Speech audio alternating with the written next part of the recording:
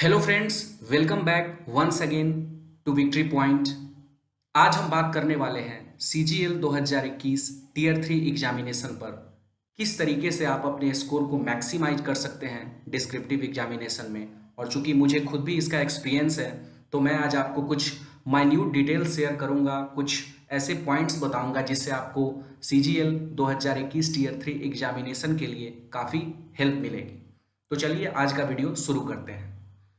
सबसे पहले 2021 में टीयर 3 का एग्जामिनेशन आपको मेंस के बाद 10 दिन बाद है, तो 10 दिन का आपको टाइम मिल रहा है। उस 10 दिन में आप क्या कर सकते हैं जिससे कि आप अपने तैयारी को और अच्छी कर सके, क्योंकि जो भी एक सिंसियर एस्पिरेंट होंगे वो अभी अपना ज़्यादातर समय टीयर 2 के लिए दे रहे होंगे, क्योंकि टीयर 2 एक काफ़ी बड़ा चंक होता है CGL एग्जामिनेशन का। आपको 400 मार्क्स वहां से आपको कवर होते हैं, इसलिए आप अभी टीयर 2 पे ज़्यादा फोकस दे रहे होंगे। लेकिन टीयर 3 को आप इग्नोर नहीं कर सकते हैं। टीयर 3 एक गेम चेंजर साबित हो जाता है और बहुत सारे लोग, जैसे अभी हाल ही में रिजल्ट आया CGL 2020 का, तो उसमें हमने देखा कि किस तरीके से काफ़ी सारे लोगों को कम मार्क्स मिले हैं एवरेज से, और कुछ ऐसे स्टूडेंट्स भी हैं, कुछ ऐसे एस्पिरेंट्स भी हैं जिन्हें काफ़ी अच्छे मार्क्स भी मिले हैं। ऐसे लोग भी हैं जिन्हें 72, 71, 65 मिले हैं। मुझे खुद 61 मार्क्स मिले हैं CGL 2020 टीयर 3 में। तो मैं अपने एक्सपीरियंस के आधार पे आपको बताऊंगा कि कैसे आप अपने तैयारी को अच्छी कर सकते हैं और स्कोर को मैक्सिमाइज कर सकते हैं। तो चलिए शुरू करते हैं। What to do to maximise score in descriptive examination. तो सबसे पहले जो आपको करना है, कोई भी टॉपिक जब आप लेके बैठ रहे हैं लिखने के लिए या एग्जामिनेशन के पॉइंट ऑफ व्यू से ही, तो उस टॉपिक को ब्रेन स्टॉर्मिंग करना है। उस टॉपिक पे सोचना है कि आपको क्या लिखना है। ऐसा नहीं कि आपको टॉपिक दिया गया और आपने लिखना शुरू कर दिया गया। ये काफ़ी इंपॉर्टेंट पॉइंट है, मैं आपको बता रहा हूँ।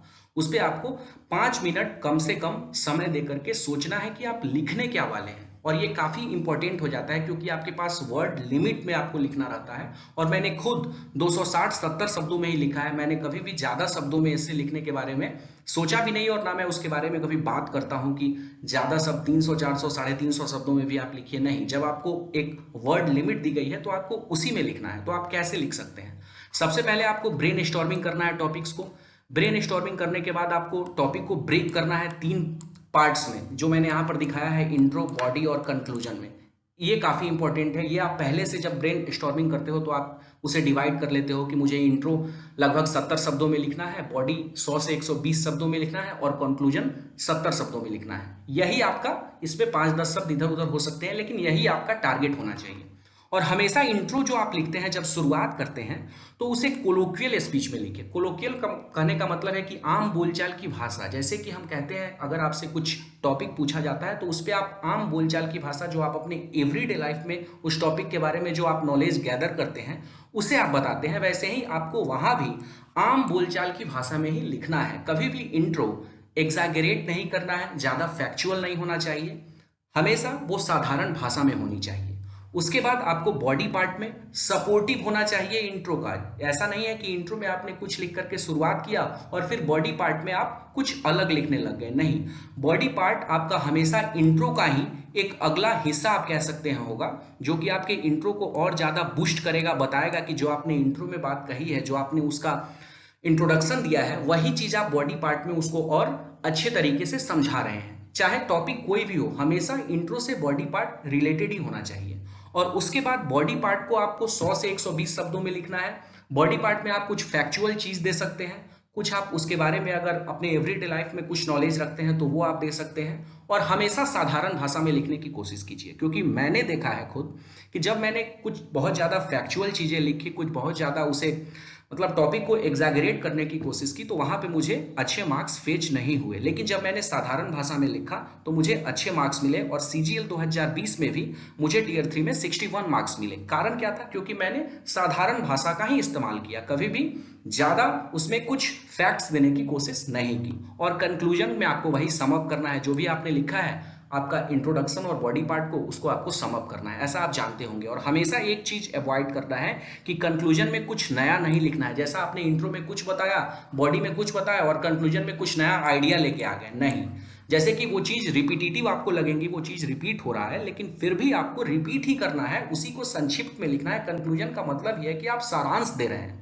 तो कभी भी ऐसा नहीं होना चाहिए कि आप इंट्रोडक्शन में जो लिखे हैं, बॉडी पार्ट में जो लिखे हैं, कंक्लूजन में उससे अलग लिख रहे हैं। तो हमेशा ये चीज़ बहुत बड़ी आपको ध्यान में रखनी है कि कुछ नया नहीं लिखना है कंक्लूजन में। कंक्लूजन में आपको हमेशा वही चीज़ लिखना है जो आप इंट्रोडक्शन और बॉडी पार्ट में लिखे हैं। और वर्ड आप ये पैटर्न फॉलो कीजिए, ये काफ़ी अच्छा आपको हेल्पफुल रहेगा इसमें। एक चीज़ जो बहुत ज़्यादा हेल्पफुल रही मेरे लिए और मैंने इस चीज़ को खुद से महसूस किया है, मैं पहले सोचता था कि ये एक साधारण सा एस्से लिखना है या जो भी है एग्ज़ाम है, इसमें मैं हाईलाइट कैसे कर सकता हूँ। ये तो कोई मेरा एक कह सकते हैं कि एजुकेशनल बैकग्राउंड का एग्ज़ाम नहीं है, या फिर कोई मैं ग्रेजुएशन की पेपर नहीं दे रहा हूँ तो इसमें मैं हाईलाइट करूँ या ना करूँ। लेकिन बिल्कुल आपको हाईलाइट करना चाहिए। हाईलाइटिंग इंपॉर्टेंट वर्ड्स और फैक्ट्स, ये काफ़ी ज़्यादा गेम चेंजर साबित होता है। मैंने इसे प्रयोग किया, इसे मैंने अपने पेपर में इस्तेमाल किया और इससे आपके मार्क्स में कम से कम 5-10 नंबर का फर्क जरूर पड़ता है। 5-10 नंबर का आपको अंतर देखने को मिलेगा। आपने देखा होगा बहुत सारे कॉपी को, यूट्यूब पे भी कुछ ऐसे कॉपी अवेलेबल है जिसमें उन्होंने हाईलाइट किया है एस्पिरेंट्स ने और उन्हें अच्छे मार्क्स मिले हैं। तो इट इज़, अब यहाँ पर देखिए मैंने एक एस्से को लिया है, आज़ादी का अमृत महोत्सव। मैं आगे बताऊंगा इंपॉर्टेंट टॉपिक्स के बारे में भी। इस एस्से में हम लोग देखते हैं कि क्या कुछ हम हाईलाइट कर सकते हैं। It is important to keep celebrating this festival in order to keep the patriotism awake and to develop a more sensible and sensitive citizen in the country.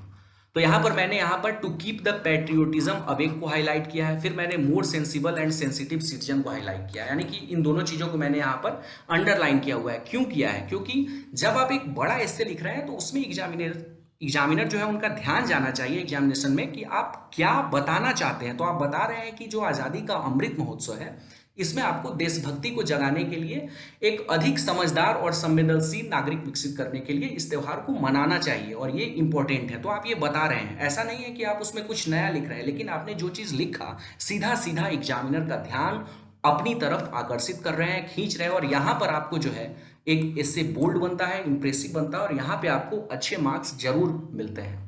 एक और पार्ट मैं देख लेता हूं छोटा सा। A country grows enormously when it remembers its roots and takes lessons from its past and therefore the festival is very important because it has been more than 70 years since the events and the youth of today does not know all the details of the same। तो यहां पर हम कह रहे हैं कि बहुत सारे दिन बीत चुके हैं, 70 साल बीत चुके हैं, लेकिन फिर भी बहुत सारे युवा पीढ़ी में कुछ ऐसे लोग भी हैं जो पूरे डिटेल्स को नहीं जानते हैं। छोटे छोटी जो घटनाएं घटी थी उससे हमारे देश के आज़ादी के जो सिलसिला चला था उस पर क्या इफेक्ट पड़ा था, कैसे हम आज़ाद हो पाए, कैसे हमने आगे डेवलपमेंट किया, वो सारी चीज़ें इंपॉर्टेंट हो जाती है। तो यहाँ पर मैंने ग्रोज इनॉर्मसली को हाईलाइट कर दिया है, यानी कि कंट्री ग्रो कब करेगा?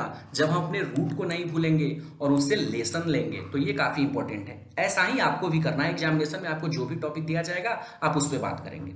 और the festival is very important, यहाँ भी मैंने किया है क्योंकि मैं उस टॉपिक पे लिख रहा हूँ, आज़ादी के अमृत महोत्सव पे लिख रहा हूँ, तो इसको मैं बता रहा हूँ कि ये इंपॉर्टेंट है। मेरा दृष्टिकोण है, मैं इस हिस्से को लिख रहा हूं तो मैं मानता हूं कि ये इंपॉर्टेंट है फेस्टिवल, क्योंकि इससे लोगों को सीख मिलती है, लोग अपने पास्ट के बारे में जानते हैं और फिर उससे सीखते हैं। उसे आप हिंदी में लिख दिए हैं कि एक देश बहुत आगे कब बढ़ता है? जब वो अपनी जड़ों को याद करता है और अपने अतीत से सबक लेता है। और इसीलिए यह त्यौहार बहुत महत्वपूर्ण है। मतलब मैं बता रहा हूं कि देश के आगे बढ़ने के लिए क्या आवश्यकता है, हमें अपने जड़ों को नहीं भूलना चाहिए और अतीत से सबक लेना चाहिए। और घटनाओं को 70 साल से अधिक हुए हैं और आज के युवा इसके बारे में सभी विवरण नहीं जानते हैं। तो यानी कि आप बता रहे हैं, आप कुछ यहाँ पे एक्सेप्टेंस भी कर रहे हैं कि ये फेस्टिवल क्यों हेल्पफुल रहेगा, क्यों लोगों में एक जागरूकता लाएगा, क्योंकि बहुत सारे माइन्यूट डिटेल्स हैं जो हम नहीं जानते हैं। तो जब हम आज़ादी के बारे में एक उत्सव मनाएंगे, त्यौहार मनाएंगे सभी जगहों पर, और हाल ही में गवर्नमेंट ऑफ इंडिया ने फ्लैग कोड के बारे में भी डिटेल्स दिया है कि सारे लोग अब फ्लैग को, झंडे को फहरा सकते हैं। तो ये आप देख सकते हैं, इस तरीके से आपको लिखना है।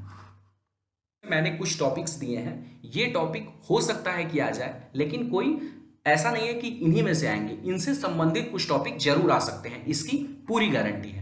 आज़ादी का अमृत महोत्सव टॉपिक नंबर 1 है। दूसरा वुमेन एम्पावरमेंट, महिला सशक्तिकरण। तीसरा climate change and global warming, काफ़ी बड़ा मुद्दा है और देख रहे हैं कि पिछले कुछ सालों से एसएससी के पेपर्स में पॉल्यूशन से रिलेटेड या बाकी सारी चीज़ें जो आम परिवेश को, आम जनमानस को प्रभावित करती हैं, वो सारी चीज़ें आ रही हैं। तो climate change will be an important topic. उसके बाद ई व्हीकल्स, हाल ही में ई व्हीकल्स को लेकर के कुछ रेगुलेशन किए गए हैं। ये सब रिसेंट टॉपिक्स है, यानी कि मैं कुछ ऐसा टॉपिक नहीं दे रहा हूँ जो पुराना है, कुछ पुराने टॉपिक्स आप सभी ने तैयार किए होंगे।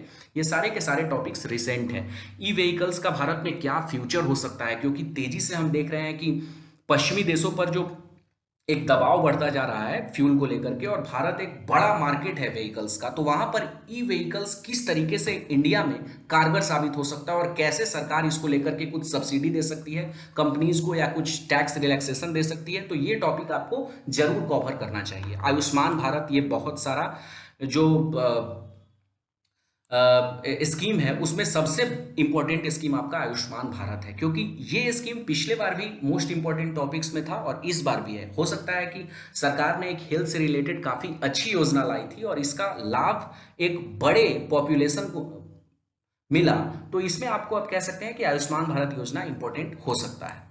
और दूसरा है प्लास्टिक बैन इन इंडिया, ये भी आप देख सकते हैं हाल ही में प्लास्टिक बैन किया गया है। प्लास्टिक के सब्स्टिट्यूट क्या क्या हो सकते हैं, आपसे अगर ये पूछा जाए कि प्लास्टिक के सब्स्टिट्यूट क्या हो सकते हैं, तो आप इस पर एक अच्छा ऐसे लिख सकते हैं, इस पर आपको प्रिपेयर हो जाना चाहिए क्योंकि ये रिसेंट टॉपिक है। राइट टू इन्फॉर्मेशन, वो भी एक इंपॉर्टेंट टॉपिक है। राइट टू इन्फॉर्मेशन पर अभी तक ऐसे नहीं आया है, लेकिन ऐसा माना जाता है कि इस पे इससे एक्सपेक्टेड होता है, और ये पिछले 2-3 सालों से इंपॉर्टेंट टॉपिक्स की लिस्ट में है। मैंने खुद इसका प्रिपरेशन किया था पिछले 2 सालों से, लेकिन इस बार इसके चांस कम है क्योंकि अब जो रिसेंट टॉपिक्स का ट्रेंड आ गया है तो उसमें थोड़ा सा इसका चांस कम हो जाता है, लेकिन फिर भी इसको प्रिपेयर कर लेना चाहिए। Over population in India, population क्या है, हिंड्रेंस है डेवलपमेंट में, रुकावट डालता है, तो क्यों ओवर पॉपुलेशन पर क्या करना चाहिए, क्या इस पे कुछ सरकार को नियम लाने चाहिए, कुछ सजेशन आपको मांगा जा सकता है एक ऐसे में कि ओवर पॉपुलेशन पर आप क्या सोचते हैं, तो ये भी इंपॉर्टेंट टॉपिक्स हो जाता है और काफ़ी बर्निंग टॉपिक भी है। इंटरनेट और सोशल मीडिया, ये आपका बर्निंग टॉपिक तो रहेगा ही, क्योंकि अभी आप देख रहे हैं इंटरनेट का दौर, सोशल मीडिया का दौर, हमें आप अपने जो डेली लाइफ में कुछ घटनाएं सुनने को मिलती है, तो ये इंटरनेट का क्या इम्पैक्ट हो रहा है, क्या उसका एक विनाश है या फिर पॉजिटिव इम्पैक्ट है, इंटरनेट बून है या इंटरनेट बेन है, तो ये आप देख सकते हैं, ये भी इंपॉर्टेंट टॉपिक है। इससे आप ऑनलाइन स्टडी, ऑनलाइन टूल्स पर भी आप कुछ नोट्स बना सकते हैं जो आपको एग्जाम में हेल्पफुल रहेंगे। और उसके बाद 10वां टॉपिक है future of sports in India. Bharat में खेल को लेकर के जागरूकता बढ़ रही है, सरकार ने खेलो इंडिया गेम्स लाया, यूथ गेम्स लाया, यूनिवर्सिटी गेम्स भी अब शुरू हो गए हैं, तो future of sports in India काफी इंपॉर्टेंट टॉपिक हो जाता है। और अभी भारत सरकार ने टारगेट भी रखा था कि हमें ओलंपिक में 50 गोल्ड मेडल जीतने का लक्ष्य रखना है, तो ये आपका इंपॉर्टेंट टॉपिक हो जाता है। आपको किसी खास स्पोर्ट से नहीं पूछा जाएगा, लेकिन भारत में इसका भविष्य क्या है, किसी गेम में भारत किस तरीके से तरक्की कर सकता है, इसके लिए सरकार ने क्या क्या किए हैं, ये इंपॉर्टेंट है, तो इसे आप जरूर देख लीजिएगा।